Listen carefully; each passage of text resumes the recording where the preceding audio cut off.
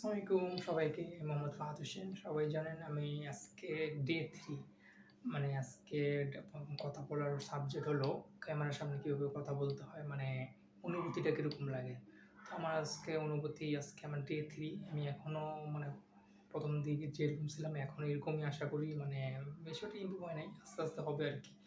তো নিজেকে এগিয়ে নিতে চাচ্ছি আরকি। কীভাবে এরকম কতটুকু ইমপ্রুভ করতে পারি কমিউনিকেশনে।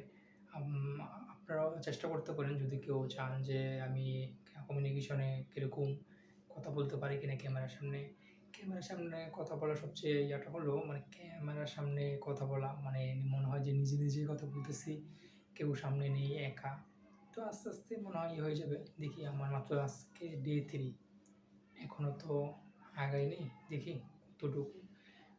১ম দিন যখন কথা বলছিলাম তো অনেক মানে হেরফের হয়েছিল, গুছাইয়া কথা বলতে পারছিলাম না। মানে একটা থেকে আরেকটা টপিকে যাচ্ছিল আরকি।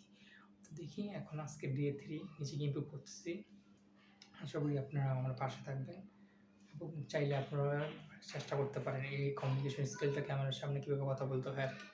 তো আমি আশা করব সবাই আমার পাশে থাকবেন এবং আমাকে সাপোর্ট দিবেন। আমি প্রতিদিনের চ্যালেঞ্জটা যেমন সফল করতে পারি, প্রতিদিন একটা করে ভিডিও ইউটিউবে দিতে পারি। ক্যামেরার সামনে কীভাবে কথা বলার অনুভূতিটা নিজেকে জাহির করতে পারি।